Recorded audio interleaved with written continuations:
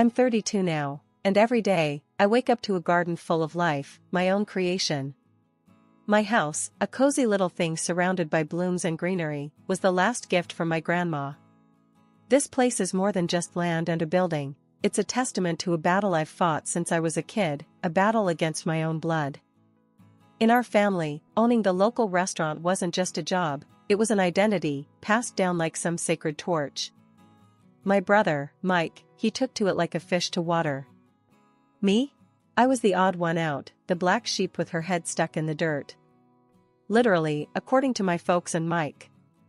A gardener, they'd sneer, as if the word left a bad taste in their mouths. Dinner conversations were a minefield. "Eva, look at ya, dirt under your nails at the dinner table. Ain't proper," Dad would grumble, his disapproval as heavy as his hand on the back of my chair.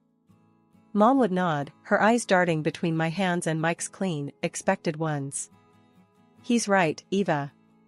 You're not a child anymore. It's time you started thinking about your future in the restaurant, not playing in the mud." Only Grandma got it. She was my harbor in the storm, the one person who saw the dirt under my nails not as a sign of disobedience, but as a badge of honor.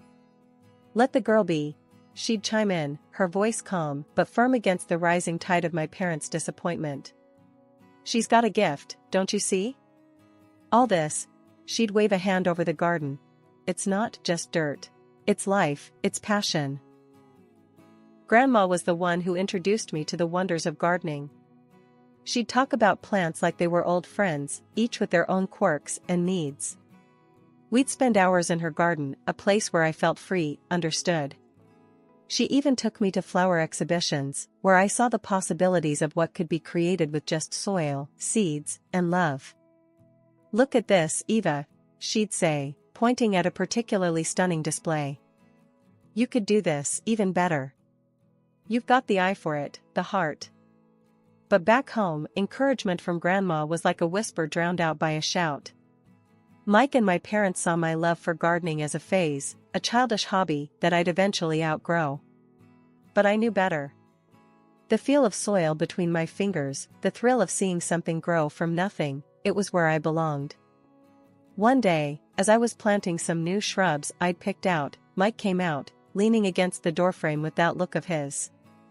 "You really gonna do this forever? Play in the dirt like a kid? When you gonna get serious, Eva?" I remember looking up at him, dirt smudged on my face, defiant. "This is serious, Mike. More than you'll ever understand." He just shook his head, the same way they all did, and went back inside, leaving me to my childish pursuits. Despite their words, their looks, I couldn't give it up. It was more than just a passion, it was a part of me. And every plant that bloomed, every patch of earth that I transformed, was a silent victory. The day I told my family I wasn't gonna join the family restaurant biz, and instead dive into landscaping, you'd think I'd announced I was moving to Mars. Mom's face went all kinds of red, like a tomato ripe for the picking. Dad's, though, he just looked like he swallowed something sour. "You're doing what now?" Mom's voice hit octaves I didn't know existed. Her hands were all over the place, like wild birds trying to escape. "I want to be a landscape designer," I said, trying to keep my voice steady. "It's what I love, what I'm good at." Dad slammed his fist on the table, making the silverware jump. "Landscaping? That's no career for my daughter. You're meant to help run the restaurant. This is just nonsense." Their reaction was no surprise, but it stung all the same. That's when Grandma stepped in, her calm voice slicing through the tension. Now, let's all just take a moment. Eva's got a gift, and it's clear she's passionate about this. Why not give her a chance to explain?" So, I laid it all out. How I felt alive with soil under my nails, the joy of watching something I planted grow, the designs in my head just bursting to come out. I talked about the garden I'd planned in my head for Grandma's backyard, the plants I wanted to try, the colors and textures. I could see Grandma nodding, a small smile on her face, but Mom and Dad? They looked like they were sitting through a foreign film without subtitles. In the end, Dad gave me an ultimatum. "It's the restaurant or the door," he said, voice cold as ice. That's when Grandma, bless her, took me by the hand. "She'll stay with me," she announced, and that was that. I moved in with her the very next day. Grandma's place was a haven. We spent every day in the garden, digging, planting, designing. She listened to my ideas, offered her wisdom, and together we plotted out a space that was a reflection of both our spirits. It was during one of those days, hands deep in the earth, that she said, "You know, Eva, you've got something special. Your love for this, it's going to take you places." And then, something amazing happened. Mrs. Henderson, Grandma's next-door neighbor, had been watching us work and asked if I could do something with her sorry excuse for a garden. I jumped at the chance. It was my first real project, and I poured everything I had into it. The transformation was something else. Mrs. Henderson's barren plot turned into a vibrant oasis, bursting with colors and life. She was so over the moon that she paid me $500. I couldn't believe it. My very first paycheck for doing what I loved. "I told you," Grandma said, her eyes twinkling with pride. "You're going to make a name for yourself." We decided to celebrate at the local cafe, just me and her. It was a simple gathering, but it felt like a victory party. Over coffee and cake, we planned our next big project, her garden's centerpiece. "To your first job," Grandma toasted, raising her coffee cup. "To many more," I replied, the weight of my family's expectations feeling lighter than it had in years. That night, as I lay in my old room at Grandma's, I realized something. This was just the beginning. The road ahead was uncertain, scary even, but for the first time in my life, I felt like I was exactly where I was supposed to be. Leaving for the city to dive into landscape design was like stepping onto another planet. I soaked up every bit of knowledge and beauty I could, feeling more alive than ever. Through it all, Grandma was my anchor. We'd talk for hours, whether I was back home for the holidays or just catching up over the phone. She never tired of hearing about my studies, my projects, or the new plants I was obsessing over. But as for Mom, Dad, and Mike? Radio silence. It was as if I'd vanished from their lives the moment I chose my path. Then, everything changed when Grandma passed away. It hit me like a freight train. She was my rock, my biggest supporter.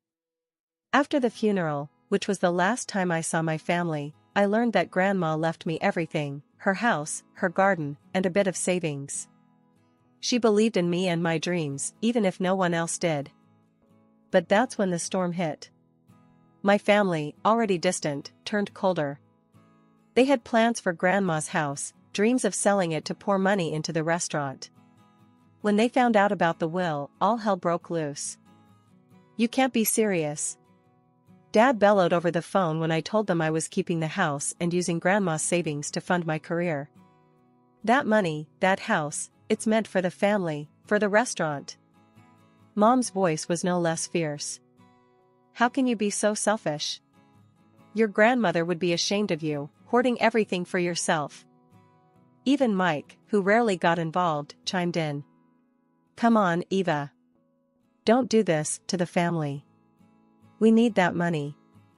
Their words stung, but I stood my ground. Grandma believed in me, in what I'm doing. She wanted me to have the house, to make something of myself. I'm honoring her wishes, whether you like it or not. The line went silent for a moment before Dad's voice cut through, colder than I'd ever heard it. "If you go through with this, don't bother calling us your family anymore. You're on your own, Eva." And just like that, the decision was made for me. I lost more than Grandma that day, I lost my family. But in the midst of that loss, I found a resolve I didn't know I had. So, I poured myself into my work, into transforming her garden into a tribute to her memory. It wasn't just about plants and designs, it was about proving to myself, and maybe to them, that I could make it on my own. That I was more than just the family outcast, more than just a gardener. Years rolled by, thick and fast, like seasons changing in my garden. My old but snug Grandma's house became a slice of paradise in the midst of my hustle. Friends became my new family, filling the house with laughter and warmth, especially during our legendary barbecue nights. Then, out of the blue, a wedding invitation landed in my mailbox. It was from my brother, Mike. A wedding at the family restaurant, the very place I'd drifted apart from what used to be my family. My heart sank a little, memories, both sweet and sour, bubbling up. I can't believe Mike's getting hitched, I mumbled to myself, flipping the invitation in my hands. That evening, my backyard was buzzing with the usual suspects, my friends, grilling and chilling. I tossed the invitation on the table, a silent announcement. "You gotta go," Jess said, snagging a burnt sausage off the grill. Her words were blunt, no room for argument. "Yeah, show 'em how you flourished, Eva. Like one of your gardens," added Sam, his grin encouraging but knowing the turmoil I felt. I sighed, the weight of the decision pressing down on me.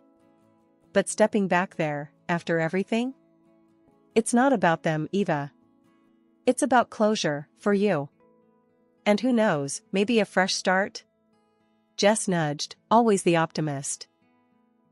Their words, a mix of wisdom and whiskey, finally got to me. "All right, I'll go. For Grandma, if nothing else," I conceded, my voice a mix of determination and dread. The next few days were a whirlwind of preparations. I found myself in front of a mirror, trying on a dress that felt like armor. It was beautiful, in a way that whispered confidence and grace, not just to the world but to me, too. "I'm doing this," I whispered to my reflection, a promise to the woman staring back. Choosing a gift for Mike was another battle. What do you gift someone who's drifted so far away? They're more a memory than a brother. In the end, I settled on a rare plant, a symbol of growth and resilience. Something only I would give, a nod to our shared past and my unyielding love for the green and growing things. The family restaurant, decked out in garish decorations, felt both familiar and alien. I'd hoped for a fresh start, or at least some semblance of civility. That hope shattered the moment I caught sight of my family. Mike spotted me first. "Well, ain't this a surprise? Thought you'd be too busy playing in the dirt to remember your only brother's wedding," he said, loud enough for a circle of guests to hear, his smirk wide and unwelcoming. I tried to keep my voice steady. "Congratulations, Mike. Wishing you both the best." My attempt at diplomacy fell flat, his smirk turning into a sneer. Mom and Dad were next, their expressions a mix of shock and disapproval. "Eva, you actually came. Thought you'd consider this too mundane for your exquisite tastes," Mom said, her voice laced with sarcasm, barely concealing her disdain. Dad's eyes scanned me from head to toe, his disappointment palpable. "Hope you've left your garden long enough to remember how to behave at a family event," he added, his tone harsh and unforgiving. Then came Mike's fiancée, Clara, eyeing me like I was a specimen rather than a person. "So, you're the infamous sister. Mike said you'd rather plant flowers than be part of the family." "Can't say he was wrong," she said, her voice dripping with contempt, her hand resting possessively on Mike's arm. The conversation around us had paused, the guests' attention now fixed on the unfolding drama. I felt their stares, curious and judgmental, as if I were an exhibit on display. Trying to salvage some dignity, I responded, "Just wanted to wish you both happiness. That's all." But the barbs kept coming. "Make sure you don't dirty up the place, Gardner. Wouldn't want the guests thinking we let just anyone in," Mike quipped, the guests around him chuckling uncomfortably. Feeling smaller by the second, I was directed to a table in the corner, away from the family, away from any semblance of belonging. The table was clearly an afterthought, barely decorated and awkwardly positioned. As I took my seat, the whispers grew louder, the glances more pitying. "I heard she chose weeds over family," someone whispered, not too far from me. "Imagine missing out on real life, because you prefer dirt," another snickered. The laughter and music swelled, a stark contrast to the coldness at my solitary corner. I was an outsider here, surrounded by people who knew me only by the scornful stories they'd heard. As the wedding dragged on, with me tucked away in my corner like an afterthought, the atmosphere started to shift. The night was filled with the usual wedding fare, dancing, toasts, and a bit too much alcohol for some. Yet, amidst the revelry, an unexpected moment of redemption emerged, catching me off guard. It happened just as I was contemplating making my quiet exit, unnoticed and unmissed. The mayor of our town, a guest of honor due to his ties with the bride's family, took to the stage for his speech. His presence was a big deal, lending a certain prestige to the event. I'd met him a few times professionally, given my work on several city park projects, but I doubted he'd remember me. "Ladies and gentlemen," he began, his voice commanding attention. The room hushed, glasses pausing mid-air as everyone turned to listen. As he spoke about community and coming together, his gaze suddenly found mine.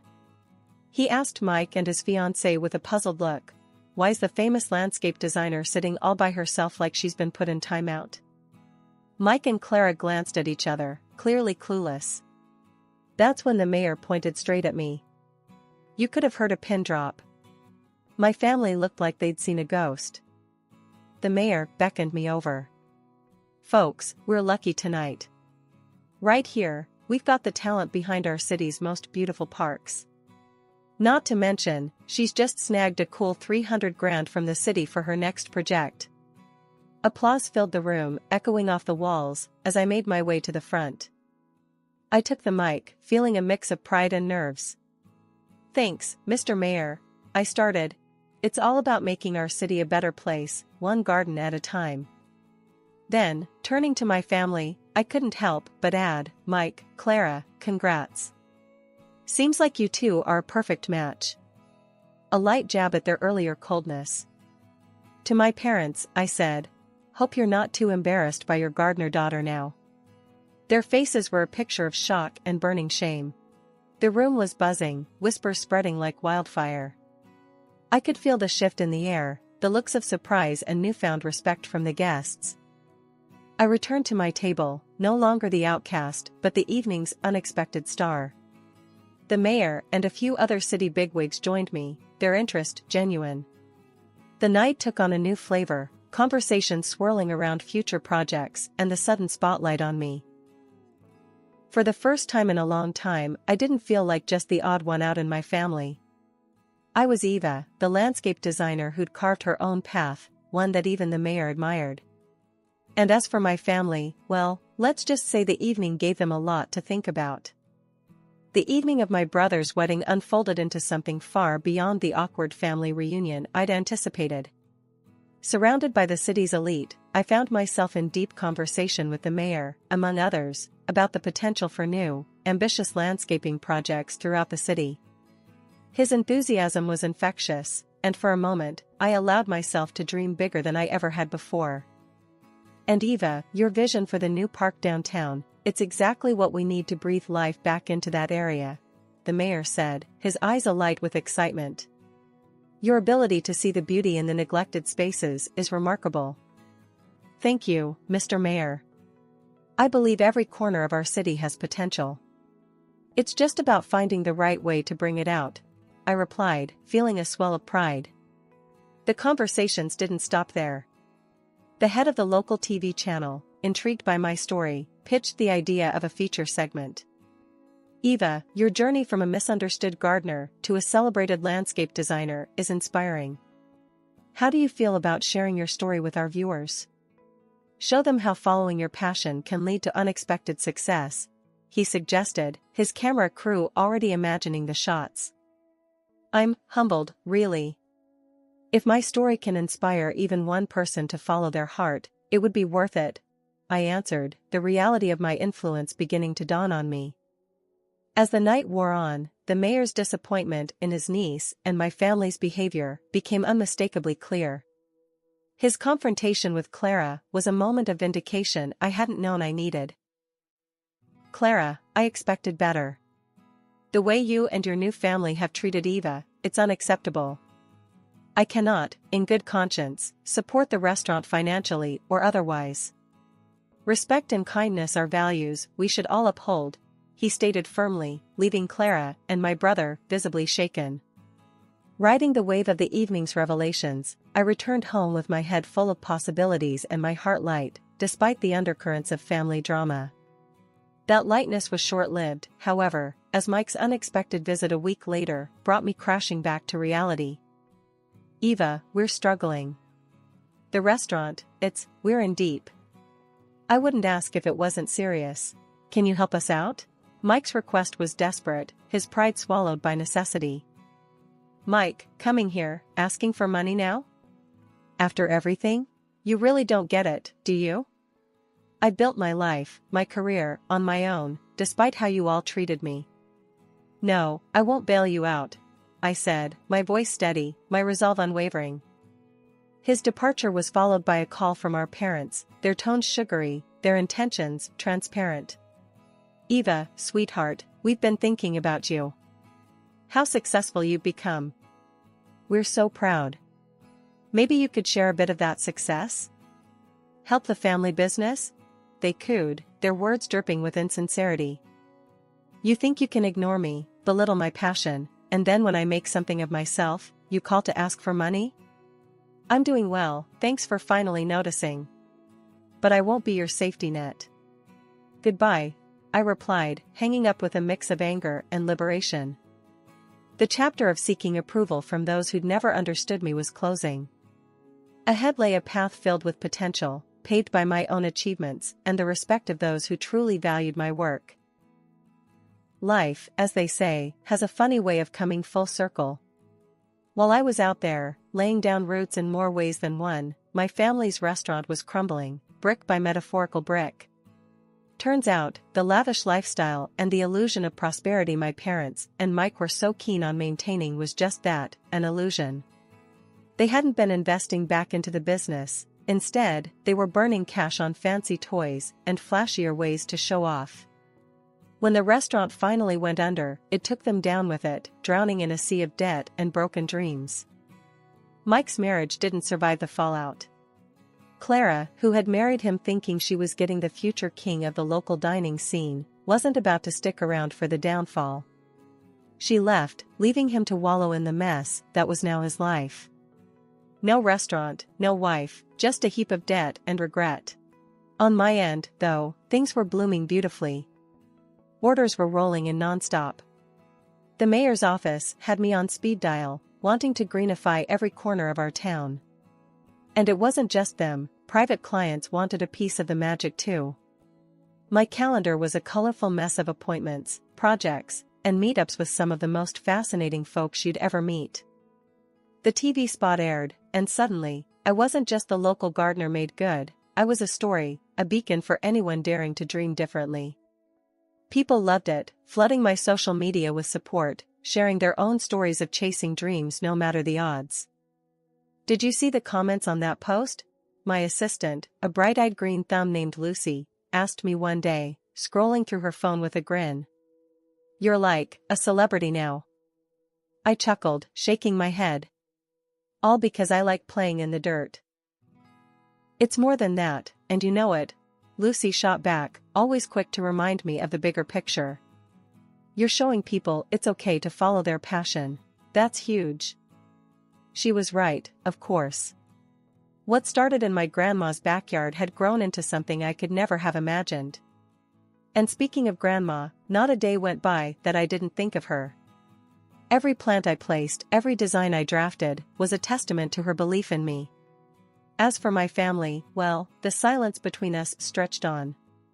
They were too proud, or perhaps too ashamed, to reach out after everything that had happened. I heard about their struggles through the grapevine, the same way they likely heard about my successes. One quiet evening, as I sat reviewing plans for a new community garden, a thought struck me. Despite the distance, the hurt, and the vastly different paths our lives had taken, they were still my family. Maybe it was time to bridge that gap, to offer an olive branch. Not because they deserved it, necessarily, but because holding on to bitterness was like letting weeds take over a garden. I picked up my phone, hesitated for a moment, and then dialed Mike's number. It rang, and then, finally, "Hello? Mike, it's Eva. I've been thinking, maybe it's time we talked. Really talked. The line was silent for a beat, 2 beats, then, yeah. Maybe it is. The conversation was awkward, stilted, but it was a start. A seed planted towards something new. Maybe it would grow, maybe it wouldn't. But at least I'd tried. And in the meantime I had gardens to design, dreams to nurture, and a legacy to build, one that Grandma would have been proud of.